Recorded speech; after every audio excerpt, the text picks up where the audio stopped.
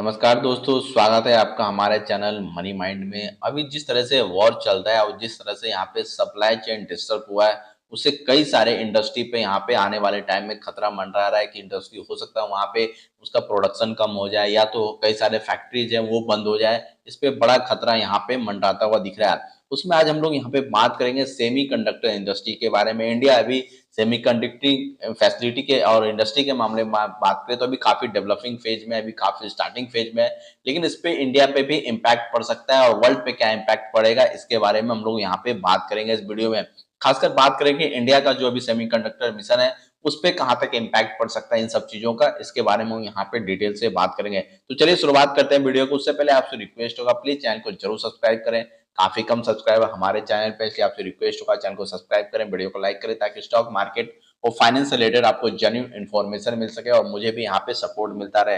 मैं हर वीडियो में ऐसा बोलता हूँ क्योंकि आप लोग सब सब्सक्राइब और लाइक करते हैं नहीं चैनल को, इसलिए प्लीज आपसे रिक्वेस्ट होगा चैनल को सब्सक्राइब करें और वीडियो को जरूर लाइक करें। तो यहाँ पर अगर बात करें तो देख सकते हैं यहाँ पे Iran crisis could disturb supply of key chip making materials South Korea. तो उसके बाद अगर यहाँ पे देखें तो helium shock puts India semiconductor PCB push at least due to the Iran Israel war. अब जानते हैं क्यों यहाँ पे जो सेमीकंडक्टर जो का मैन्युफैक्चरिंग या प्रोडक्शन जो होता है क्यों यहाँ पे ईरान और इजराइल के वॉर से प्रभावित हो सकता है, इसके बारे में बात जानते हैं। अगर यहाँ पे बात करें तो उसका कारण है हीलियम। हीलियम का इस्तेमाल होता है सेमीकंडक्टर के मैन्युफैक्चरिंग में और ये अल्ट्रा हाई प्योरिटी हीलियम का इस्तेमाल होता है चीप फैब्रिकेशन में और इसका कोई अल्टरनेटिव भी नहीं है। तो समझ सकते हैं कि काफी इंपॉर्टेंट मटेरियल हो जाता है। और अगर इसकी बात करें हीलियम की बात करें हम लोग तो हीलियम का जो प्रोडक्शन होता है ये बाय प्रोडक्ट है, वो है नेचुरल गैस।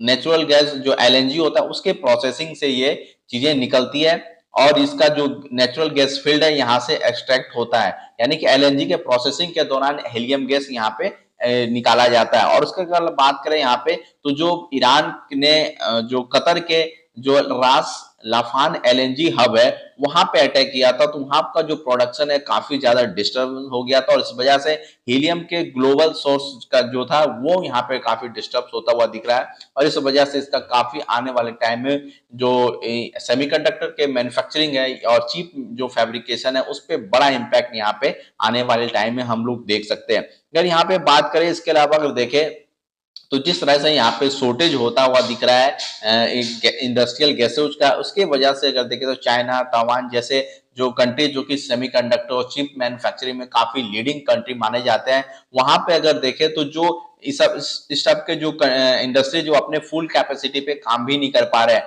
देखें तो पहले अगर देखें तो यहाँ पे फैब्स वगैरह जो 24 आवर्स यहाँ पे काम करते थे वो अब यहाँ पे 16 आवर यहाँ पे वर्क कर रहे हैं, जबकि अगर देखें तो अभी ज्यादा दिन हुआ ही नहीं है वॉर को शुरू हुए, एक मंथ हुआ है और अटैक हुए भी हम मुझे लगता है कि लगभग 15 से 16 दिन हुआ होगा। और कंपनी के पास और इंडस्ट्री के पास अपना कुछ इन्वेंट्री भी रहता है, उसके बावजूद भी देखें तो अभी यहाँ पे 16 घंटा हो चुका है। अगर ये थोड़ा सा प्रॉब्लम या क्राइसिस अगर बढ़ता है तो यहाँ पे बड़ा इम्पैक्ट हम लोग आने वाले टाइम में देखने को मिल सकता है।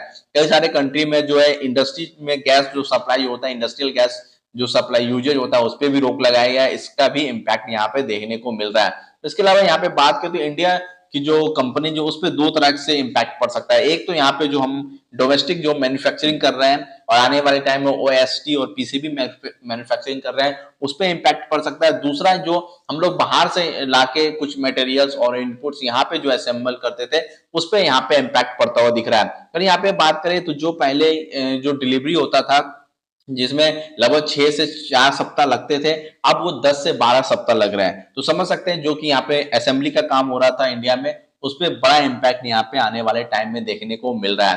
अगर यहाँ पे बात करें तो हालांकि अगर देखें तो जिस तरह से अगर यहाँ पे हम लोग देख रहे हैं कई सारे जो इस इंडस्ट्री के जो लोग हैं जैसे सीरमा जैसी कंपनी है वो बता रहे हैं कि अभी तो किसी तरह ना किसी तरीके से गैस अवेलेबल हो जा रहा है, लेकिन अगर ये प्रॉब्लम थोड़ा सा और बढ़ता है तो ये आने वाले टाइम में इसके ब्रॉडर इम्प्लीकेशन देखने को मिल सकता है। ऐसे देखें तो अभी हीलियम का प्राइस भी लगभग यहाँ पे 50 से 60% बढ़ चुका है और इसका इम्पैक्ट हमें इसके कॉस्ट पे देखने को मिल रहा है। और आने वाले टाइम में और भी जिस तरह से सप्लाई इसका डिस्टर्ब हुआ है, जिस तरह से डिलीवरी का जो टाइम लाइन है वो डिस्टर्ब हुआ है, तो मुझे लगता है आने वाले टाइम में इस पे ज्यादा इम्पैक्ट पड़ सकता है। और सेमीकंडक्टर की बात करें तो इससे रिलेटेड जितने भी इंडस्ट्रीज है उनमें भी इम्पैक्ट आने वाले, चाहे इलेक्ट्रॉनिक हो, ईवी हो, बैटरी हो, कई सारे इंडस्ट्री में इसका इस्तेमाल होता है, तो आने वाले टाइम में इम्पैक्ट यहाँ पे पड़ता हुआ दिख सकता है। अगर इंडिया की बात करें तो इंडिया की सबसे अच्छी बात है कि इंडिया में भी ऐसा इम्पैक्ट अभी देखने को नहीं मिल रहा है, और इसकी वजह है कि इंडिया में अभी ये सब चीजें शुरुआती दौर में है। अभी इंडस्ट्री यहाँ पे सेटअप ही अपना लगा रही है,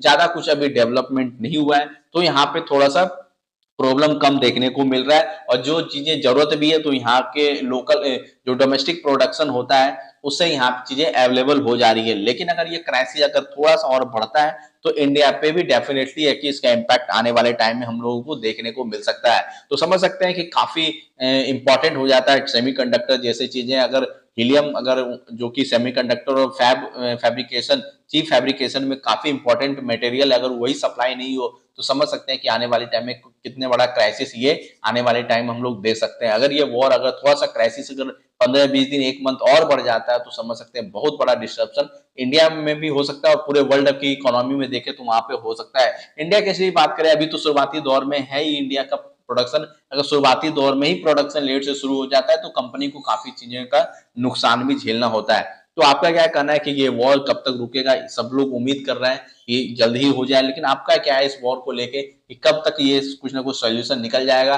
और सेमीकंडक्टर इंडस्ट्री की अगर बात करें तो आने वाले टाइम इस पे बड़ा खतरा देखने को मिल सकता है। इन्फॉर्मेशन अच्छा लगा तो वीडियो को जरूर लाइक करें, और जाते जाते आपसे रिक्वेस्ट है प्लीज चैनल को सब्सक्राइब करें, वीडियो को लाइक करें, ताकि स्टॉक मार्केट और फाइनेंस रीडर आपको जेन्युइन